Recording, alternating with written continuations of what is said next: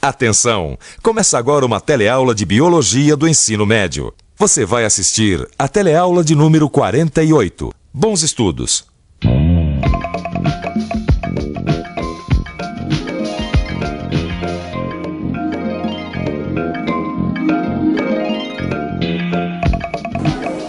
Bom, a insulina é uma das substâncias que agem no funcionamento do nosso organismo. Existem os hormônios, as proteínas e hoje nós vamos conhecer melhor essas moléculas. Você vai ver como é que as células sintetizam as proteínas. O processo acontece nos ribossomos que ficam no citoplasma celular.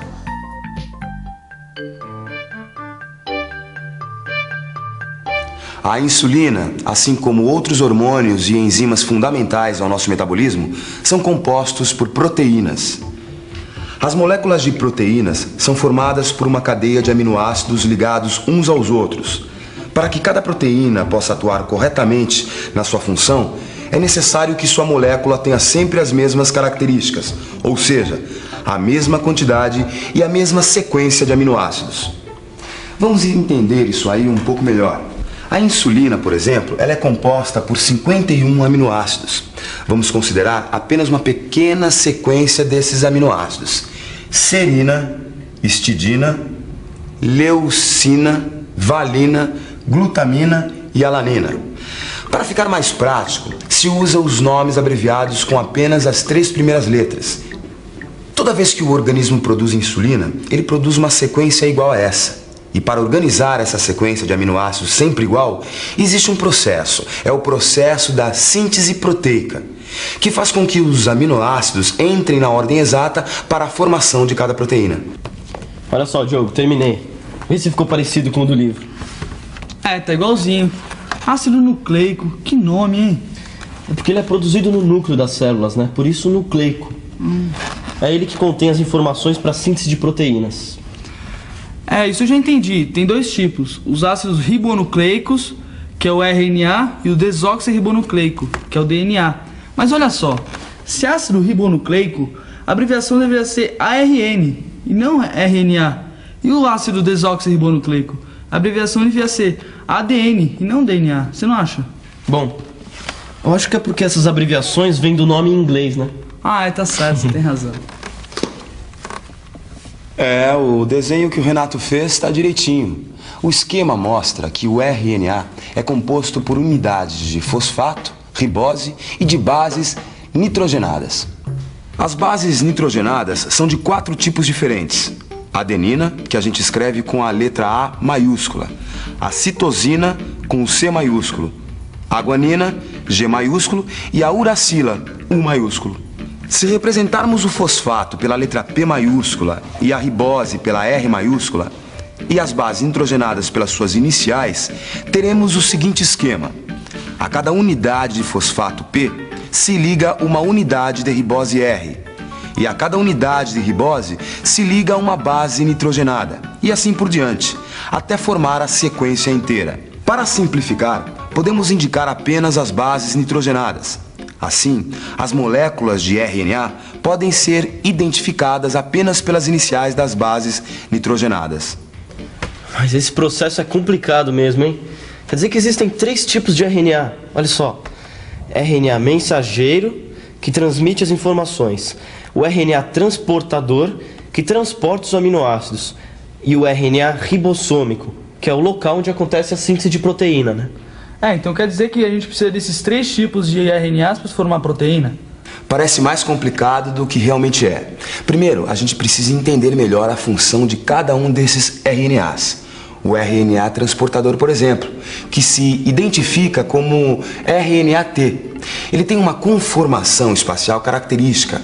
Numa das extremidades, ele tem 3 bases nitrogenadas e na extremidade oposta se une a um aminoácido.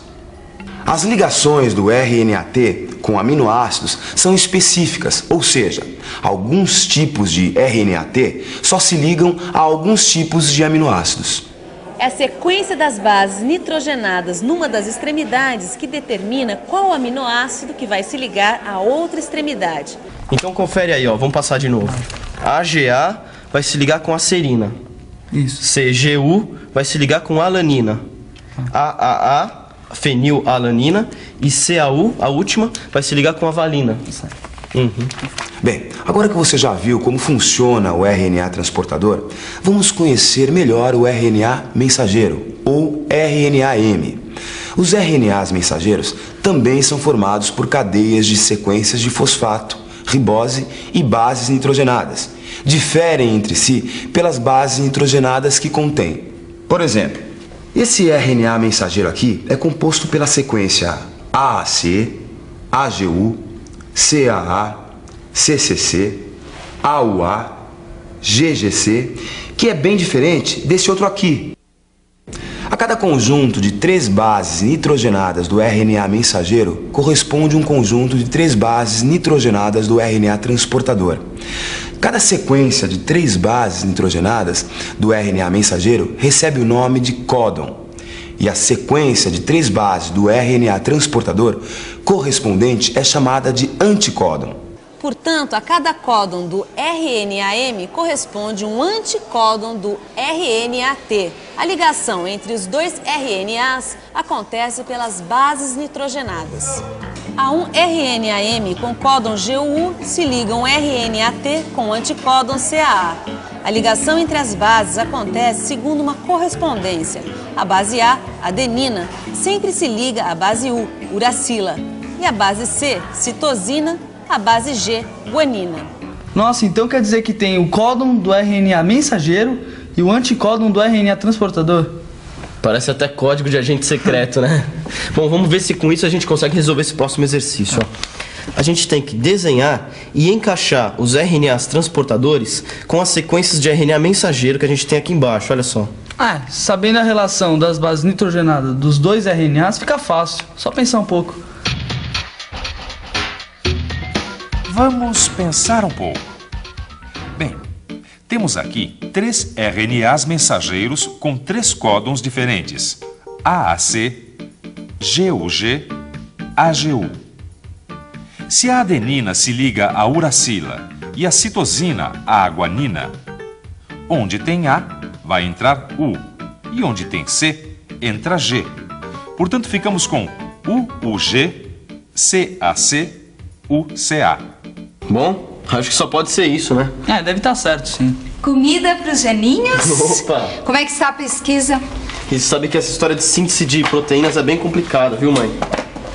Tem um RNA só com as mensagens, outro RNA para transportar e eles se ligam entre si pelas bases nitrogenadas. Ai, bem interessante. Que tal vocês descansarem um pouquinho, hein? Não, dona Hortência, descansar não dá não. Mãe, ainda falta um ácido ribonucleico.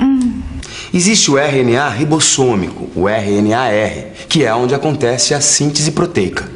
Os RNAs ribossômicos ficam numa estrutura chamada ribossomo, que ficam espalhadas no citoplasma das células.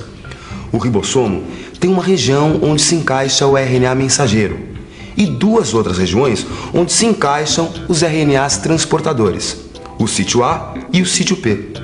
No sítio A se encaixa o RNA transportador, ligado a um aminoácido, por isso o sítio A. No sítio P, os aminoácidos vão se encaixando e formando a proteína, por isso sítio P.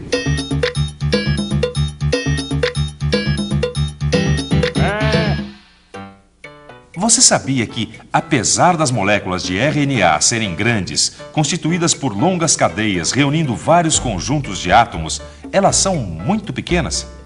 Não são vistas nem mesmo ao microscópio. Para estudá-las, é preciso usar corantes e substâncias marcadoras.